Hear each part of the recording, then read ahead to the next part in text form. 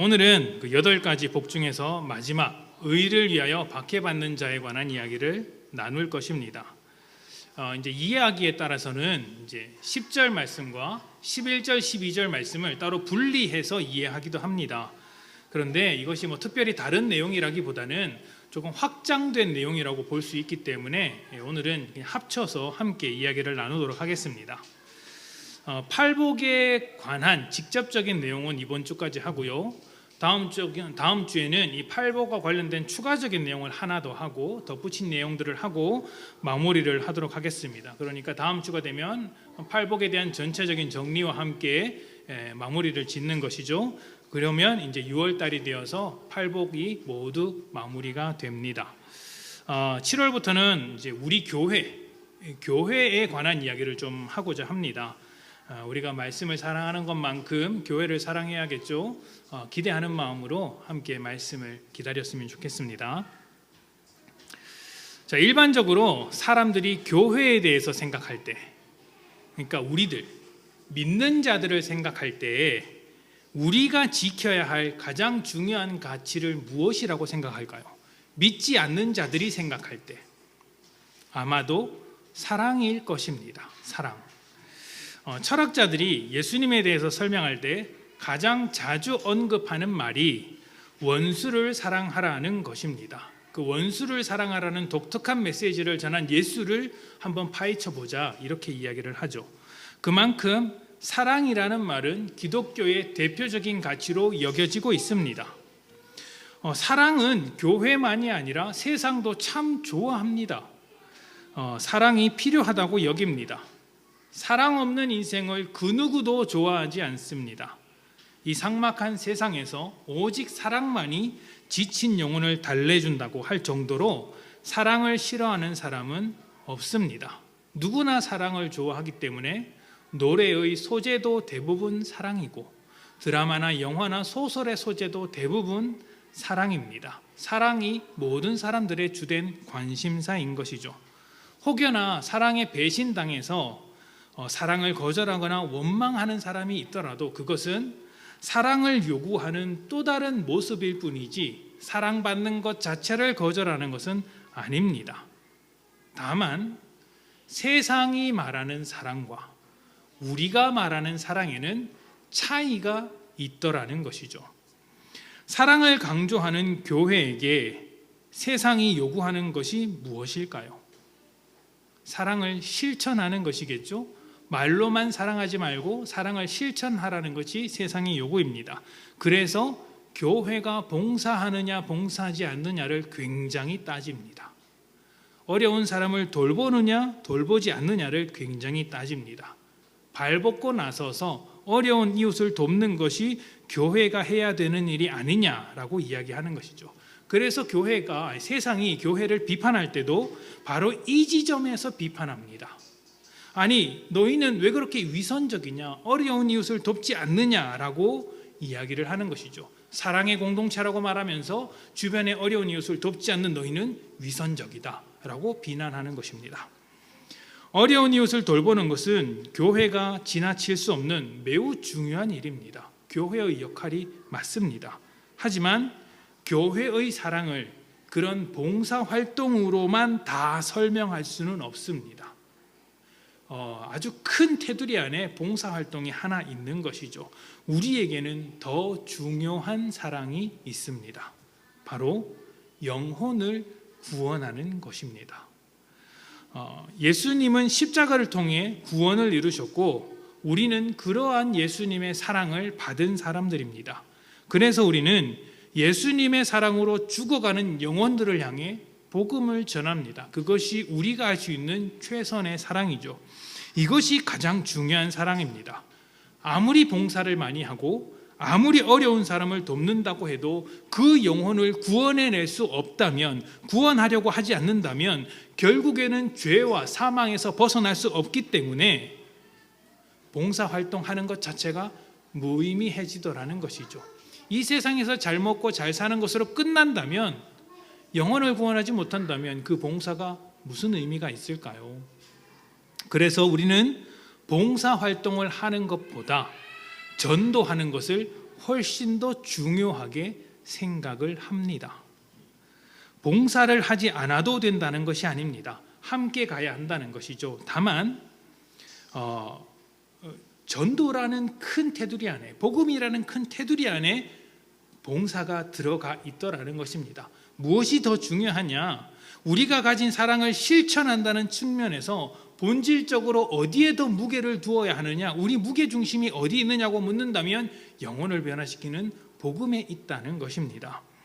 그래서 봉사하지 않고 전도하는 교회를 볼 때 세상은 위선적이라고 하면서 납득하지 못하지만 또 교회의 입장에서는 이것을 제대로 설명하기가 어렵습니다. 왜냐하면 서로 교회를 어떻게 이해하고 있고 사랑에 대해서 어떻게 이해하고 있는지 다르기 때문이죠. 교회의 입장에서는 이것을, 그러니까 영혼의 구원이 중요하다는 것을 설명하는 것이 상당히 어렵습니다. 특히나 교회는 오른손이 하는 일을 왼손이 모르게 하라는 예수님의 말씀을 따라서 봉사하는 것을 티나게 홍보하지 않습니다. 자랑하지 않습니다. 교회에서 가장 어리석은 사람이 무엇일까요? 누구일까요? 내 직분을 자랑하는 사람이에요. 내 직분을 자랑하는 사람, 목사를 자랑하는 사람, 집사를 자랑하는 사람, 장로를 자랑하는 사람, 어리석은 것이죠. 그걸 모르게 하라고 하신 것이 예수님입니다. 왜냐하면 자랑할 것이 없기 때문이죠. 은혜로 구원받았고 주님께서 주신 직분인데 내가 잘나서 하는 게 아니지 않습니까? 자랑할 것이 없으니까 자랑하지 말아야죠. 세상의 입장에서는 홍보하지 않고 자랑하지 않으니 더욱더 오해할 수밖에 없는 노릇입니다. 자, 똑같은 사랑을 말하는 것 같지만 세상은 사람에게 잘해주는 그런 사랑을 말해주는 것이고 교회는 영혼을 살리는 사랑을 말합니다. 본질적인 의미가 다르죠. 그래서 그 좋은 사랑을 가지고도 세상과 교회가 충돌합니다. 그 좋은 사랑을 가지고도 충돌하더라는 것이죠. 오늘 말씀에서 의를 위하여 박해받는 자가 복되다고 합니다. 여러분 좀 이상하지 않습니까? 의를 행하는데 박해받을 이유가 있을까요? 세상에서도 의로운 사람을 좋아합니다. 의인상이라고 해서 누군가가 의인상을 받으면 뉴스에 나와서 이 사람 정말 대단한 사람이라고 칭송하지 않습니까? 얼마 전 굉장히 안타깝게도 한 소방관이 화재 현장에 갔다가 다른 사람의 목숨을 구하다가 이제 목숨을 잃었습니다. 그런 사람을 우리는 의인이라고 합니다. 소방관을 존경하는 이유도 의로운 직업이기 때문이죠. 이렇게 의로운 사람을 세상은 모두 좋아합니다. 그런데 교회는 의롭게 살기 때문에 박해를 당한다고 합니다. 왜 그럴까요? 사랑에서 보았던 것처럼 의로움이라는 그 의미가 세상과는 본질적으로 다르기 때문이죠. 어떻게 다를까요? 오늘은 이 부분을 조금 더 집중해 보고자 합니다. 사실 이 의에 대해서는 몇 주 전에 의에 줄이고 목마른 자에 대한 이야기를 할 때 한번 다루었던 이야기이기도 합니다만 중복되는 부분이 있더라도 살펴보는 것이 좋겠습니다. 자, 빌립보서 3장 4절부터 6절까지 말씀입니다.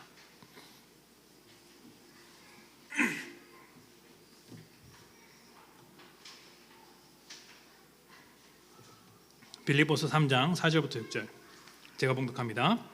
그러나 나도 육체를 신뢰할 만하며 만일 누구든지 다른 이가 육체를 신뢰할 것이 있는 줄로 생각하면 나는 더욱 그러하리니 나는 8일 만에 할례를 받고 이스라엘 족속이요 베냐민 지파요 히브리인 중에 히브리인이요 율법으로는 바리새인이요 열심으로는 교회를 박해하고 율법의 의로는 흠이 없는 자라. 율법의 의로는 흠이 없다. 이것이 예수를 믿기 전에 바울 자신이 스스로를 평가한 내용입니다. 율법의 의로는 흠이 없는 완벽한 사람이었다. 이것을 다른 말로 하면요, 사람의 힘과 노력으로 이룰 수 있는 모든 의로움을 나는 가지고 있었다라고 말할 수 있는 것이죠. 8일 만에 할례를 받았어요. 태어날 때부터 나는 의로움에 필요한 의식을 다 했다라고 말하는 거죠. 또 이스라엘 족속이요 베냐민 지파요 히브리인 중에 히브리인이다라고 하는 것은요, 나는 태생부터가, 핏줄부터가 하나님의 선택된 백성이라고 부를 만하다라고 이야기를 하는 것이죠. 율법으로는 바리새인이요 지켜야 할 의로움의 법을 다 지켰다라고 말하는 것입니다. 열심으로는 교회를 박해했다. 이게 무슨 말이냐면 그 당시의 교회는 악의 주축이었어요. 몰아내야 될 세력이었고 아주 불의한 집단이었어요.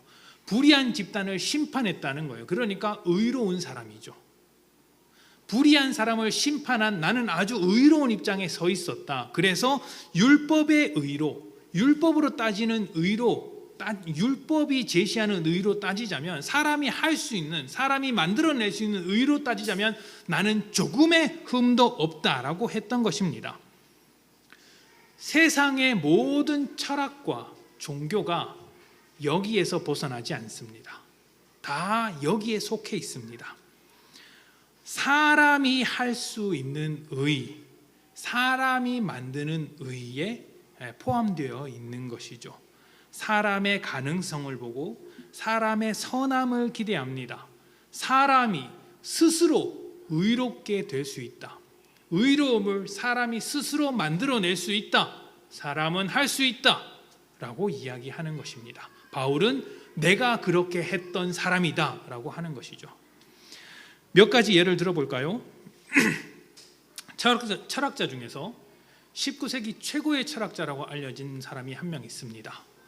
현대 철학 세계와 포스트 모더니즘에 지대한 영향을 미친 프리드리히 니체라는 사람인데요. 이 사람이 신은 죽었다라는 말을 한 것으로 굉장히 유명합니다. 근데 이게 굉장히 긴 문장의 한 부분이거든요. 그러니까 그 문장 전체를 읽어보면 뉘앙스가 좀 달라요. 사람들이 받아들이는 뉘앙스가 이런 것입니다. 신은 죽었다. 신은 죽은 채로 있다. 그리고 우리가 그를 죽여버렸다. 살인자 중에 살인자인 우리는 스스로 어떻게 위로할 것인가? 어떻게 스스로를 위로할 것인가? 그러니까 신을 사람이 죽였고 그렇게 신을 죽여버린 인간은 스스로 어떻게 살아갈 것인가에 대한 질문을, 그러한 화두를 던진 것이죠. 이 사람이 대단한 사람입니다. 왜냐하면 1800년대 후반에 태어나서 지금 2000년대잖아요. 100년이 지난 이 시대가 어떻게 될 것이라는 것을 100년 전에 미리 예측하고 말한 사람이기 때문이에요. 대단한 사람입니다. 대단한 사람이죠. 니체는 시대의 변화를 가장 앞서 눈치채고 어떻게 변화될 것이며 그러한 삶을 살 때 우리는 어떻게 지향해야 하는가를 고민했던 철학자입니다. 그래서 기존에 있던 그 당시를 기점으로 기존에 있던 도덕이나 절대적인 가치를 부정했고 새로운 가치를 발견해야 한다고 주장했던 사람이에요. 근데 그 전까지 가지고 있던 절대적인 가치, 그 도덕, 그것이 어디서부터 시작되었느냐 고민해 보니까 기독교였던 거예요. 하나님을 믿는 믿음이었던 거예요. 그래서 니체가 기독교를 극도로 싫어했습니다. 이것은 이제 죽어 있는 것이다, 없어진 것이다. 니체가 그렇게 생각한 데는 그 당시 기독교의 껍데기뿐인 신앙이 한몫 차지했습니다. 그는 신학을 할까 철학을 할까 고민하다가 철학을 한 사람이거든요. 집안 자체가 기독교 집안이고 제가 기억하기로는 목사인 아버지 밑에서 교육을 받은 것으로 알고 있습니다. 기독교 문화에서 자라왔었어요. 근데 껍데기뿐인 신앙 속에서 자라왔기 때문에 하나님을 믿는다고 하면서 하나님 없이 살아가는 기독교인들의 모습을 보고 이제 끝났구나라고 생각을 한 것이에요. 우리도 이 부분에 있어서 깊이 생각을 해봐야 합니다. 자, 어찌되었든 니체는 이제 하나님께서 부여하신 절대적인 가치가 사라지는 것을 두고 신은 죽었다라고 표현했고요. 그 대신 사람이 스스로 만들어낸 가치를 따라 살아야 한다라고 이야기를 하는 거예요. 그래서 내가 추구해야 할 가치, 내가 원하는 것을 발견하고 그것을 위해서 적극적으로 달려가는 삶이 인간의 새로운 삶이다라고 이야기를 하는 것이죠. 그것이 오늘날 우리 시대를 관통하는 가치 아닙니까? 네가 원하는 대로 살아라. 이것을 100년 전에 이미 먼저 말한 사람이 니체인 것입니다. 근데 이것은요, 한 가지 전제를 가지고 있습니다. 사람이 스스로 의로운 것을 만들 수 있다는 믿음인 것이죠. 물론 사람이 스스로 선한 것, 의로운 것을 만들어낼 수 있다고 할 때 그 포스트 모더니즘의 주창자들은 의로운 것, 선한 것이라는 것 말 자체가 틀렸다고 할 것입니다. 다른 말로 바꿔보자면 사람은 원하는 것을 원하는 대로 살아갈 수 있다라고 주장할 수도 있겠습니다. 이것이 어찌되었든 사람이 스스로 의로운 것을 만들어낼 수 있다라는 신념에서 비롯되었다고 할 수 있습니다. 자, 또 다른 예는 종교입니다. 자, 모든 종교, 원시 종교를 비롯해서 고등 종교에 이르기까지 기독교를 제외한 기독교가 가지고 있는 구약 성경을 공유하고 있는 유대교와 이슬람을 포함해서 모든 종교가 가지고 있는 공통점이 하나 있어요. 공통점. 그것이 무엇이냐면 그 종교가 이루고자 하는 어떤 이상이나 목적을 위해 사람이 반드시 노력을 해야 한다는 거예요. 사람이 노력을 해야 한다. 어느 정도의 노력이냐면 그 신이 마음에 들 정도의 노력이라는 것이죠. 그래서 원시 종교는 신의 마음에 들기 위해서 뭘 합니까? 사람이 가진 어떤 것을 자꾸 바치죠. 이제 곡식을 바치기도 하고 집에 있는 것을 바치기도 하고 조금 더 원시 세계로 들어가면 사람의 목숨을 바치기도 합니다. 사람의 목숨을 바치는 종교가 굉장히 많고요. 사람의 목숨을 바치는 그런 어떤 모델이 사실은 불교에게도 있습니다. 인신공양이라고 하죠.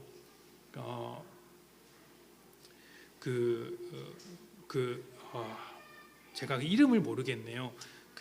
이제 스님들 중에서 왜 이렇게 때로는 스스로 불을 태워서 이제 죽음을 맞이하시는 분들이 계시죠. 그게 제사를 드리는 겁니다. 사람을 바쳐서 그렇게 볼 수가 있어요. 그 불교의 기원을 쫓아가면, 그러니까 그런 것을 바쳐야 하는 것이죠. 왜요? 신의 마음에 들어야 하기 때문에 사람의 최선의 노력을 들이다 보니까 자꾸 좋은 것, 비싼 것을 바쳐야 하는 것입니다. 비싸고 좋을수록 좋은 재물인 거예요. 한번 생각해 보십시오. 이상하지 않습니까? 비싸고 좋은 것을 바쳐야 좋다라는 건 사람의 생각이죠. 신이 정말 자비롭다면 비싸고 좋은 것을 바치지 않아도 돼야 되는 것 아닙니까? 성경에서도 재물을 요구합니다. 그런데 재밌는 게 있어요. 성경은 달라요. 성경은 재물을 바치려는 게 철저하게 사람을 위해서 바치라고 해요. 하나님이 좋으라고 바치라는 것 없습니다. 왜죠? 사람의 죄를 깨끗하기 위해서 바쳐야 하기 때문이죠. 근데 뭘 바쳐야 하는지 아십니까? 각자 형편에 따라 드릴 수 있는 것을 아무거나 바치면 됩니다. 그래서 가난한 사람은 길가에 떨어져 있는 곡식 몇 알 주워다 바쳐도 하나님께서 그것을 소를 바친 사람과 똑같이 받아주시는 거예요. 똑같이 받아주세요. 왜? 하나님께서 제사를 요구하는 목적이 사람을 위해서 이제 요구하시기 때문이죠. 근데 사람이 재물이 없어서 바치지 못하면 안 되잖아요. 그러니까 그냥 다 받아주시는 거예요. 다 받아주시는 거예요. 자, 그리고 또 어떤 종교는 재물을 바치는 것 이전에 어떤 수행과 고행의 과정을 거쳐야 한다라고 이야기합니다. 학습을 통해 고결한 영혼이 되어야 한다는 것이죠. 그런데 이것도 재물을 바치는 것과 굉장히 비슷합니다. 무슨 말이냐면 어떤 절을 많이 하거나 어려운 고행을 수행하면 잘하는 것이라고 해요. 그러니까 절을 한 번 하는 것보다 100번 하는 것이 잘하는 것이고 100번 하는 것보다 1000번, 10,000번 하는 것이 잘하는 것이죠. 왜죠? 사람의 열심을 신에게 바치는 것이기 때문입니다. 고행을 하더라도 집에서 에어컨 켜놓고 생각하는 것보다 땡볕에 나가서 땀 뻘뻘 흘리면서 고민하는 것이 훨씬 더 고행의 길을 가는 것이고, 또 그렇게 하는 것보다 다 내던지고 옷 한 벌 입고 사막을 걸어가는 것이 훨씬 더 고행이라고 이야기를 해요. 그래서 고행하는 사람들이 어디로 갑니까? 티벳 이런 아주 높은 산으로 올라가잖아요. 거기 가서 수행을 하고 그 마루가 파질 때까지, 발자국 자국이 남을 때까지 절을 하고 그러지 않습니까? 이것이 모든 것이 스스로 의로운 것을 만들어가는 과정인 거예요. 어디까지 가냐면 생명을 내어 던지는 자리까지 나아가는 겁니다. 이 모든 것들이 사람이 스스로 의로운 것을 만들어낼 수 있다는 믿음, 그 신념에서부터 비롯된 것이라고 할 수 있습니다. 사람, 자기 자신의 옳음을 주장하는 것이고요. 스스로 선악의 기준이 되는 것이에요. 스스로. 그런데 이에 대한 성경의 대답이 무엇인지 아십니까? 그래도 안 된다라는 거예요. 사람은 결코 의롭지 않다. 이것이 성경의 대답입니다. 로마서 3장 20절입니다. 그러므로 율법의 행위로 그의 앞에 의롭다 하심을 얻을 육체가 없나니 율법으로는 사람이 의로워지려고 하는 모든 행동은 단지 죄를 깨달을 뿐이다. 안 된다는 것을 알 수 있을 뿐이다라는 것이죠. 사람이 의로움을 추구해도 깨닫는 것은 내가 의롭지 않구나 하는 것입니다. 니체의 언어로 말하자면 사람이라는 존재는 스스로 가치를 만들어서 추구하려고 해도 그 가치를 따라 살지 못하며 때로는 자기가 만든 가치를 가지고 자기 자신을 파괴하기도 한다라고 말할 수 있는 것이고요. 실제로 니체 이후로는 도덕적인 체계가 엉망이 됩니다. 우리 시대가 그렇지 않습니까? 점점 더 도덕이라는 가치가 사라지고 있는 시대가 되어 있습니다. 원하는 대로 사는 것이죠. 원하는 대로. 이제 그러다 보니까 인류 역사상 가장 잔혹한 행악자들이 등장하기 시작했어요. 누굴까요? 나치, 또 전체주의자들, 이런 사람들이 등장하기 시작했습니다. 우리 시대도 이런 보편적인 도덕이 무너지고 있는 시대라는 것을 두 눈으로 확인하고 있습니다. 그렇지 않습니까? 최소한의 가족 공동체가 해체되고 있고, 여러분 1인 가구가 많아진다라고 이야기하잖아요. 근데 한번 생각해 보세요. 1인 가구가 많아지는 게 좋은 걸까요? 근데 그것을 당연한 것처럼 받아들이고 있는 시대가 되었어요. 또 종교적인 언어로 말하자면 신의 마음에 들 만큼 어려운 그 고행, 제물 바치는 일을 과연 누가 할 수 있느냐고 물어볼 수 있습니다. 여러분은 그러한 제물을 바치라고 한다면 바치시겠습니까? 여러분의 자녀를 제물로 바치라고 한다면 바치겠습니까? 여러분 그 어려운 고행길을 1년, 2년도 아니고 수십 년 동안 해야 한다고 한다면, 광야길을 걸어야지만 어떤 수준에 올라갈 수 있다고 한다면 여러분 하시겠습니까? 저는 못합니다. 저는 목사지만 못합니다. 안 합니다. 왜 합니까? 부끄러운 이야기지만 저는 금식을 3일 이상 못합니다. 금식 기도를 한 3일 정도 들어가면요, 이제 하나님이 생각나는 게 아니라 삼겹살이 생각납니다. 주여 하는 게 아니라 고기여 이러는 것이죠. 그러면 박차고 나갑니다. 하나님 못하겠습니다. 밥 먹고 기도하겠습니다. 밥 먹습니다. 그래도 제 구원이 취소되지 않습니다. 하나님은 그냥 받아주시는 분이시죠. 그런데 다른 종교는 그렇지 않습니다. 그 종교가 요구하는 일정 수준의 고행을 해야, 수준에 올라가야 가능한 것이죠. 그런데 그것이 신의 마음에 들 만큼 가야 하는 것입니다. 할 수 있으시겠습니까? 아이러니하게도 모든 종교는 그 종교가 요구하는 일정 수준에 모든 사람이 도달할 수 없다는 것을 인정합니다. 기독교만 제외하고 말이죠. 모든 사람이 도달할 수 없다는 것을 인정합니다. 왜 그럴까요?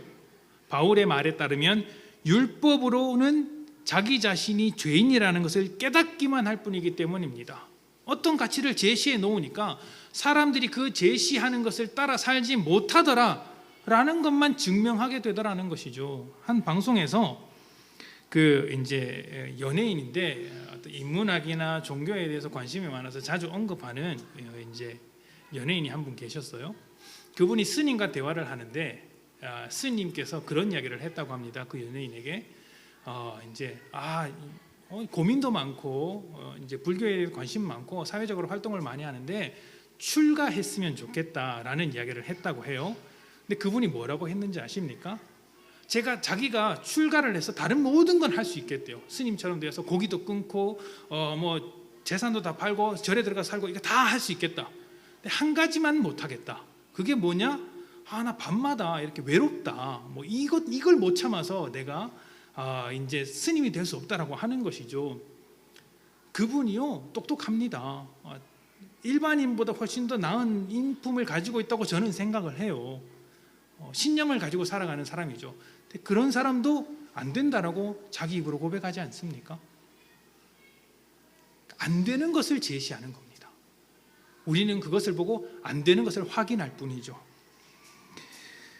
반면 성경은요, 사람의 약함을 그대로 인정합니다. 그대로 인정합니다.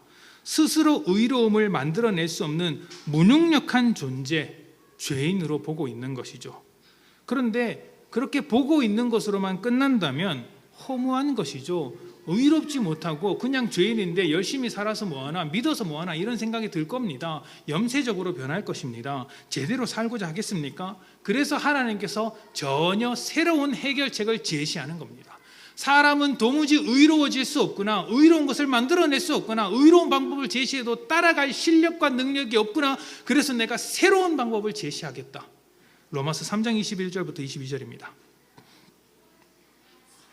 이제는 율법 외에, 사람이 만들려고 하는 그 모든 의로움 외에 하나님의 한 의가 나타났으니 율법과 선지자들에게 증거를 받은 것이라.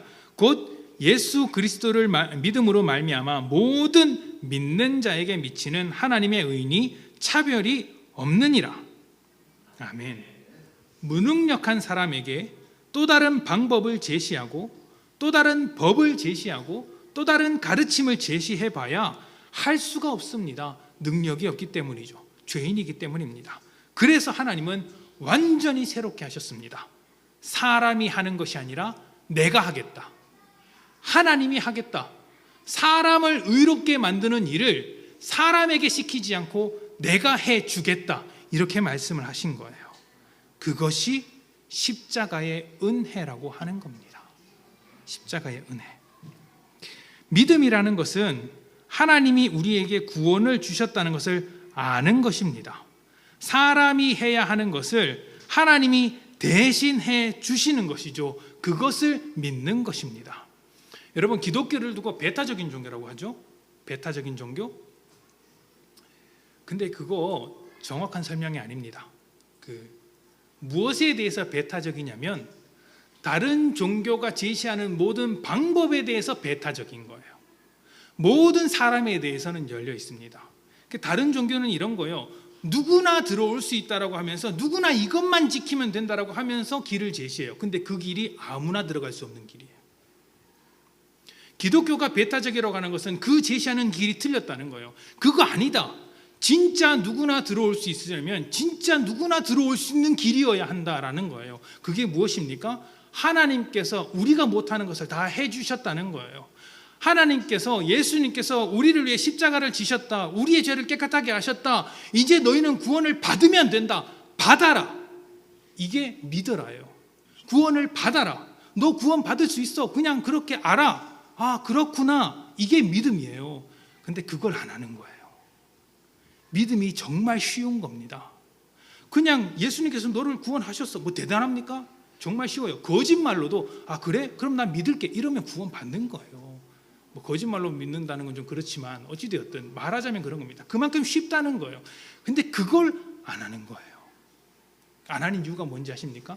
너무 쉬워서 안 한답니다. 너무 쉬워서. 아니 어떻게 믿기만 해서 구원을 얻어야 돼? 내가 뭔가를 해야지.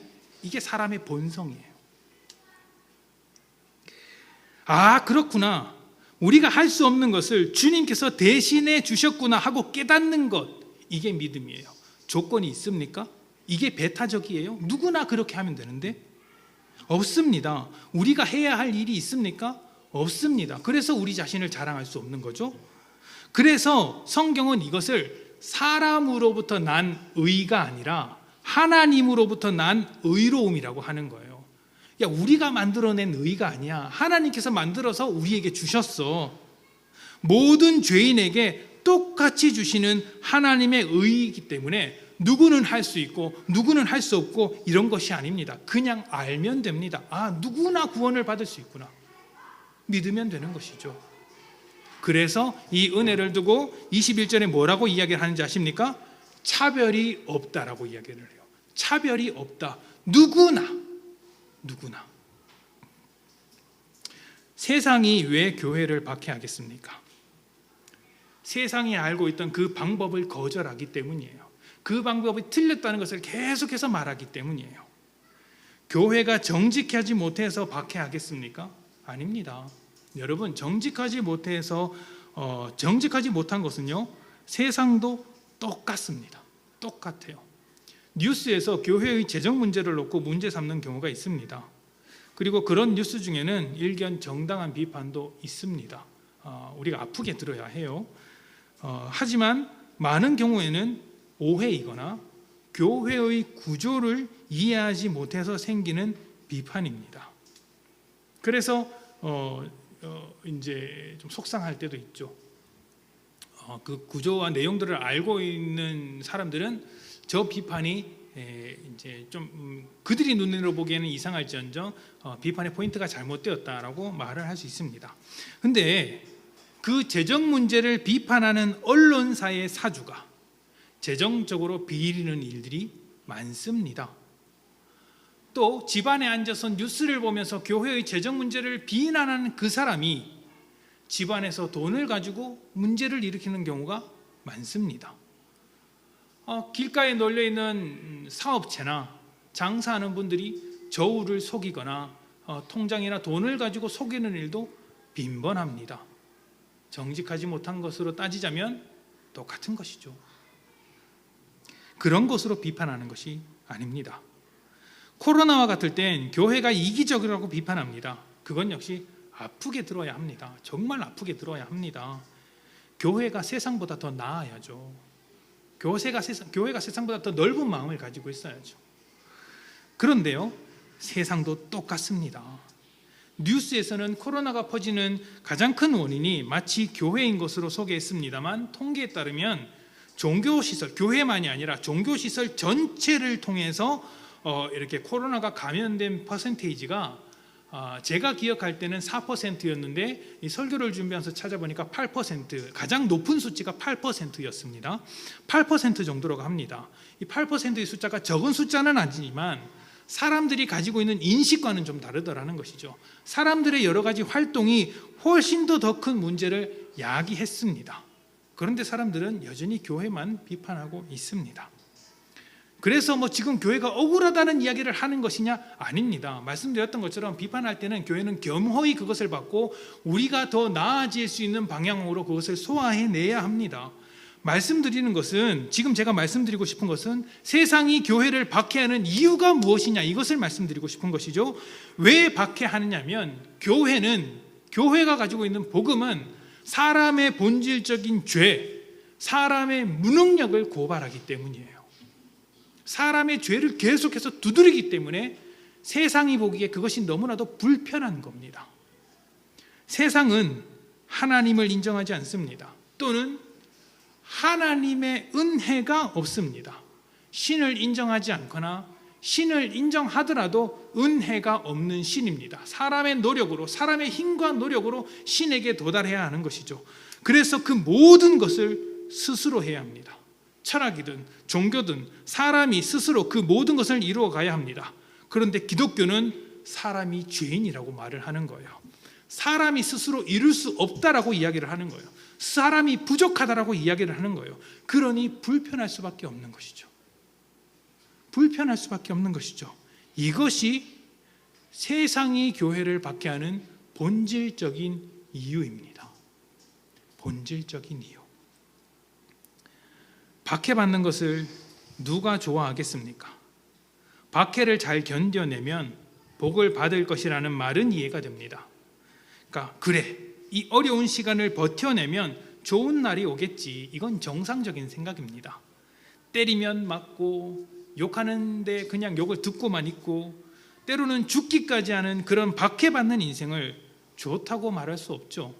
그런데 예수님은 박해받는 인생이 복되다고 하셨습니다. 박해받는 인생이 복되다. 박해를 받고 나면 복이 찾아온다가 아니라 박해 없는 인생이 복이 되다, 참 복스러운 인생이다라고 말한 것이 아니라 박해를 받는 너의 인생이 복되다라고 말씀을 하고 계신 거예요. 박해를 받고 있는 너의 인생이 어떤 의미인지는 아십니까? 요한복음 16장 33절에 이렇게 기록되어 있습니다.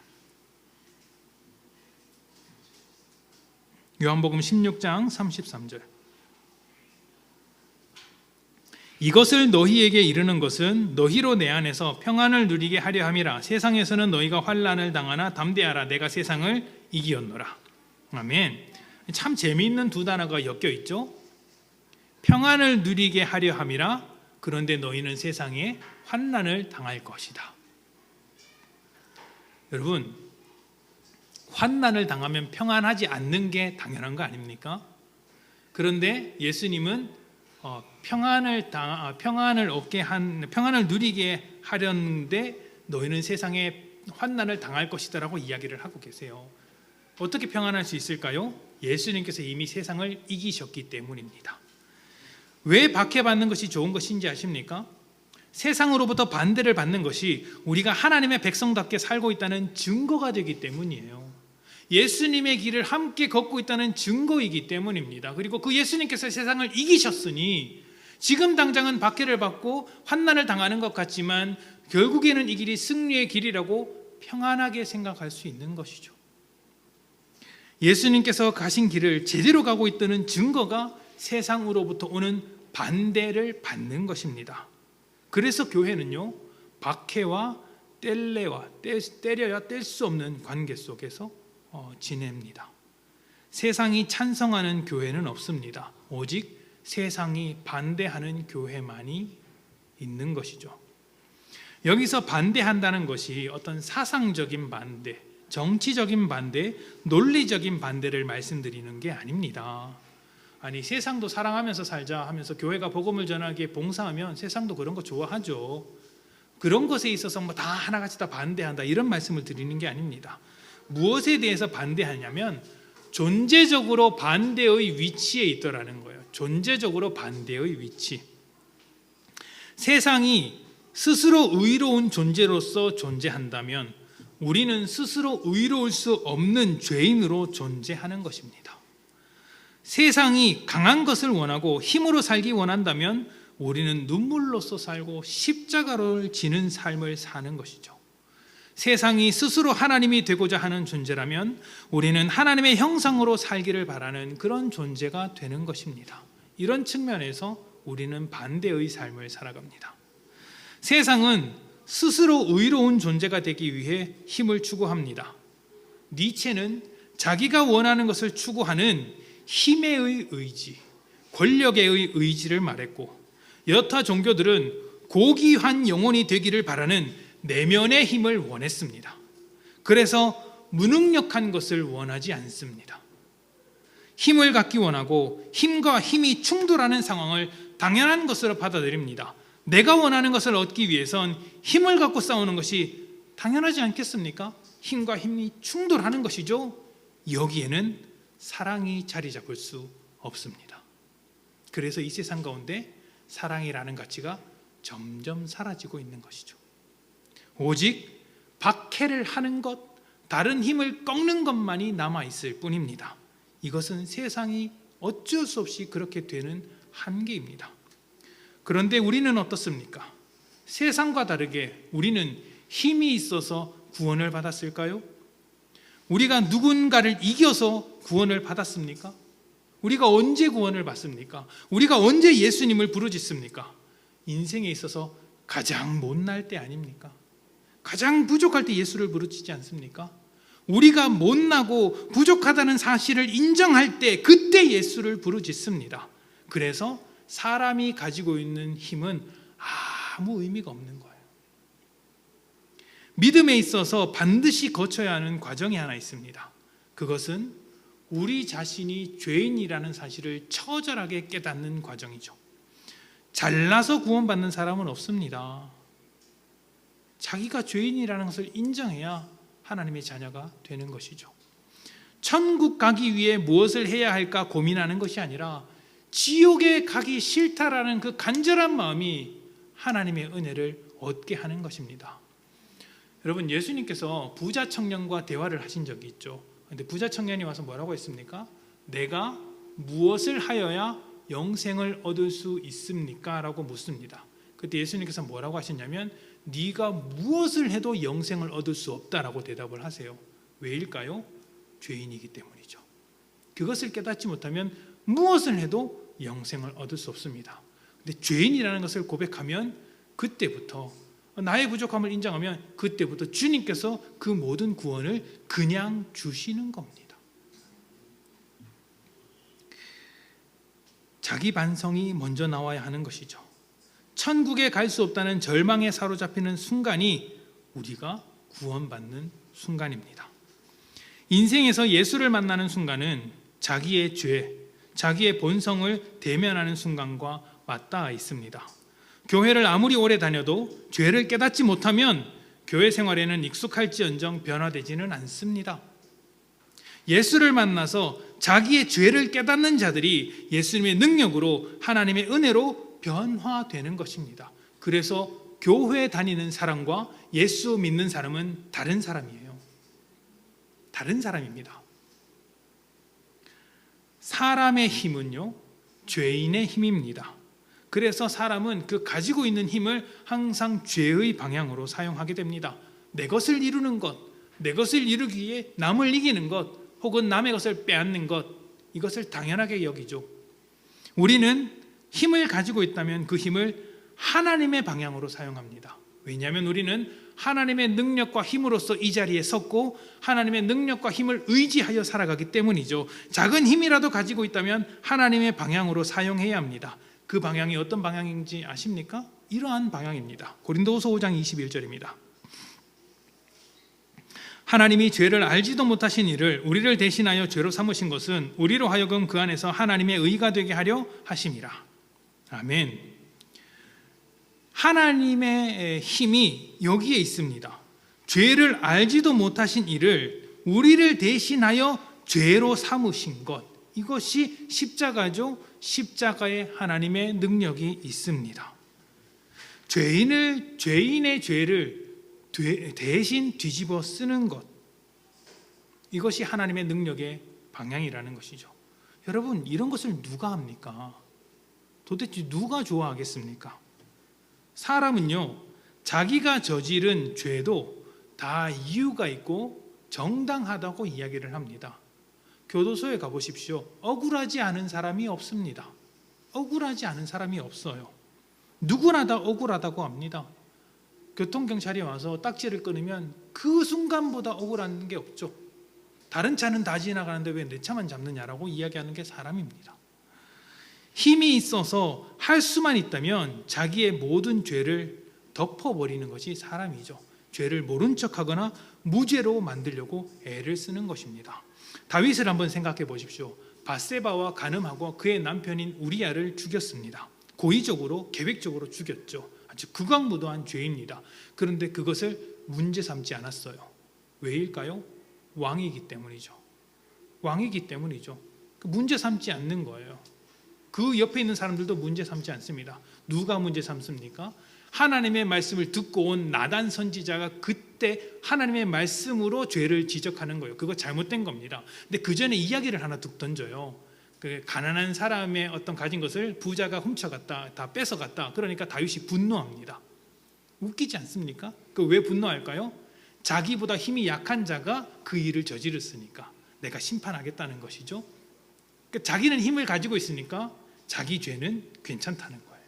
그러니까 하나님께서 아니다, 너 죄 저질렀다고 딱 지적하시는 거죠. 예수님은요, 하나님의 아들이시면서도 하나님의 능력을 가진 분이시면서도 그 능력으로 죄인들의 죄, 우리의 죄를 대신 지셨습니다. 사람들은 자기의 죄를 덮는 데 바쁘지만 예수님은 그 죄를 대신 지셨습니다. 여기에 남의 죄를 대신 뒤집어 쓰는 이 자리에 사랑이 있는 겁니다. 자격이 없는 자에게 한없이 베풀어 주시는 하나님의 은혜와 사랑인 것이죠. 세상은 죄를 고발하는 교회가 불편해서 박해할 것입니다. 우리가 복음을 전할수록 하나님의 백성으로 살아갈수록 더욱 그렇게 됩니다. 우리는 빛으로서 어두운 세상을 밝힙니다. 어두운 세상을 밝히면 어떻게 될까요? 더러운 것이 드러납니다. 어두울 때는 더러운지 몰랐지만 밝아지면 더러운 것이 보이게 되죠. 그러면 씻어야 하는데 사람들이 씻을 수가 없는 거예요. 이것을 깨끗하게 할 방법이 없는 거예요. 내 노력으로 깨끗하게 해야 되는데 노력으로 깨끗하게 할 만큼의 더러움이 아닌 것이죠. 그래서 안 보일 때가 낫다. 왜 불을 켰느냐라고 불을 킨 사람에게 뭐라고 하는 것이죠. 기독교인들에게 위선적이다, 자기만 한다고 이야기하는 것이 바로 여기에 관련돼 있어요. 우리 보고 더럽다고 하고서는 자기들은 깨끗하대. 우리가 가진 방법으로 깨끗하게 하려고 애를 쓰는데 그 방법이 다 틀렸고 자기들만의 방법이 깨끗하게 한대라고 이야기를 하는 겁니다. 기독교는 그렇게 말하지 않아요. 우리는요, 우리도 너희와 같이 더러웠다. 근데 하나님께서 나를 깨끗하게 해주셨다. 그리고 하나님께서 너도 깨끗하게 해주시기를 원한다. 깨끗하게 해주셨다. 그러니까 그걸 좀 믿어라 라고 하는 거예요. 십자가를 지셨다. 그러니까 좀 믿어라. 나도 그렇게 됐으니까 너도 그렇게 될 수 있지 않느냐. 그냥 믿어라. 믿는 게 어려우냐. 이 이야기를 하는 겁니다. 기독교의 구원이 제일 쉬운 거예요. 아무것도 안 해도 되잖아요.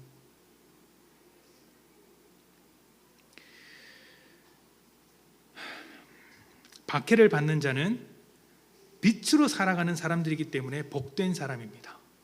세상의 반대를 받는 사람들은 하나님의 편에 선 자들이기 때문에 복된 사람들입니다. 세상의 박해가 우리의 존재를 증명해 주는 것이기 때문에 박해받는 것이 복된 것입니다. 다만 유념해야 할 것이 있습니다. 설교가 좀 길어졌는데요, 이 부분은 꼭 짚고 넘어가야 합니다. 박해를 당하다 보면 똑같이 갚아주고 싶은 생각이 들 때가 생긴다는 것이죠. 박해하는 그 사람을 넘어지게 만들고 싶고 힘을 빼놓고 싶고 때로는 괴롭히고 싶은 생각이 듭니다. 똑같이 박해해주고 싶은 복수의 마음이 들더라는 것이죠. 그런데 정말 그렇게 한다면, 교회를 박해하는 자들과 우리가 똑같이 한다면 그것은 세상과 똑같은 삶을 사는 것입니다. 힘을 죄인처럼 사용하는 것이죠. 세상이 교회를 박해할지언정 교회는 세상을 박해해서는 안 됩니다. 교회가 세상을 박해해서는 안 됩니다. 우리가 가진 힘으로 우리는 세상을 살려야 하는 것이죠. 예수님께서 우리를 위해 대신 십자가를 지신 것과 같이 믿는 자들은 믿지 않는 자들의 죄를 대신 지고 그들을 살리기 위해 사랑의 길을 걸어가야 하는 것입니다. 박해하는 자들을 위해 십자가를 지는 것이 쉽지 않습니다. 맞습니다. 어렵습니다. 그래서 우리는 이 말씀을 깊이 있게 묵상해야 합니다. 마태복음 5장 11절부터 12절입니다. 나로 말미암아 너희를 욕하고 박해하고 거짓으로 너희를 거슬러 모든 악한 말을 할 때에는 너희에게 복이 있나니 기뻐하고 즐거워하라. 너희의 하늘에서 너희의 상이 큼이라. 너희 전에 있던 선지자들도 이같이 박해하였느니라. 아멘. 주님께서 실패한 인생들인 우리에게 은혜를 주셨고 살려주셨습니다. 새로운 생명을 주셨죠. 죄인들을 긍휼히 여기셔서 구원하셨습니다. 우리가 받아야 할 죄값을 대신 치르셨고 우리를 의롭게 하셨습니다. 세상이 우리를 박해할 때 우리가 받은 은혜를 먼저 생각하십시오. 그리고 그 자리를 지키십시오. 세상과 같아지지 않기를 기도하면서 은혜의 자리를 지켜내십시오. 한국 교회가 무너진다고 합니다. 무너지는 가장 큰 이유가 무엇인지 아십니까? 힘이 약해서? 아닙니다.